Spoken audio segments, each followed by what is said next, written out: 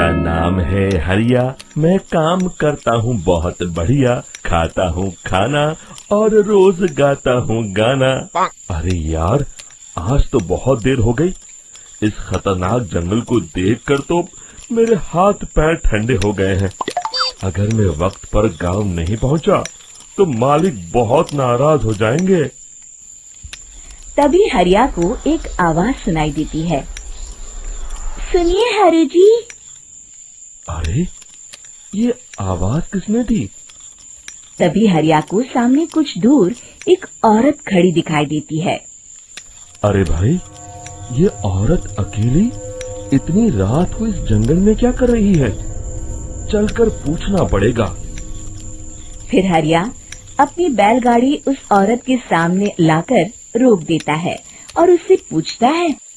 अरे सुनिए, आप इतनी रात को इस खतरनाक जंगल में अकेली क्या कर रही हैं? तभी वो औरत मीठी आवाज में कहती है। अरे हरु जी, आप आ गए। मैं कब से आपका इंतजार कर रही थी। वैसे तो यहाँ से काफी लोग गुजर चुके हैं, लेकिन मैं खास आपका इंतजार कर रही थी। अच्छा, तुम सच कह रही हो? मुझे तो यकीन नहीं हो रहा है। वो क्या है ना, आज तक किसी ने मुझसे इतने प्यार से बात नहीं की। हाँ हाँ हरु जी, मैं सच कह रही हूँ। अब देर मत करिए और जल्दी से मुझे मेरे घर तक छोड़ दीजिए। हाँ हाँ, कौन सी बड़ी बात है, अभी छोड़ देता हूँ। आप मेरे पीछे बैलगाड़ी में बैठ जाइए और मुझे रास्ता बताते चलिए। फिर वो औरत हरिया की बैलगाड़ी में बैठ जाती है और हरिया बैलगाड़ी हाँकता हुआ आगे चल पड़ता है।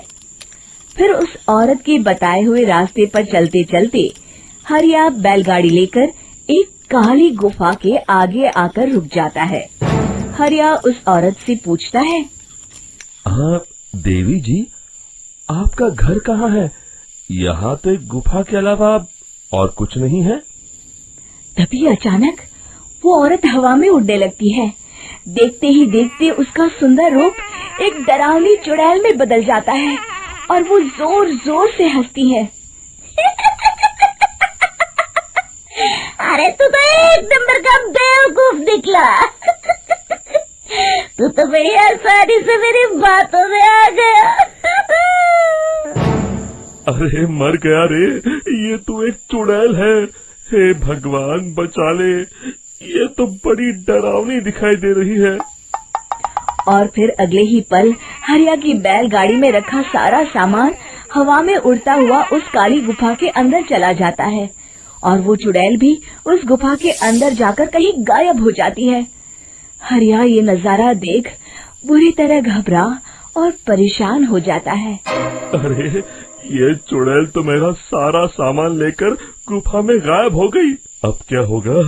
अगर मैं गांव खाली हाथ गया तो मालिक मेरी अच्छी खबर लेंगे। मेरी इस बात का कोई यकीन भी नहीं करेगा। फिर आखिर वही हुआ। हरिया के मालिक चंपक सेठ को हरिया की किसी भी बात पर रत्ती भर भी यकीन नहीं हुआ। चंपक सेठ को लगा हरिया झूठ बोल रहा है और उसने ही लालच में आकर सारा सामान हड़प कर लिया है। फिर हरिया को बेईमान समझकर चंपक सेठ उसे काम से निकाल देता है। अगले दिन अपनी दुकान में परेशान बैठा चंपक सेठ गुस्से में बड़बड़ाता है। अरे, दुकान में तो सामान बिल्कुल भी नहीं है। अब मुझे ही शहर जाकर सामान लाना होगा। फिर वो अपनी बैलगाड़ी लेकर शहर चला जाता है। शहर से सामान लेकर जब चंपक सेठ वापस गांव लौट रहा होता है, तभी उसे एक आवाज सुनाई देती है। चंपक जी, ओ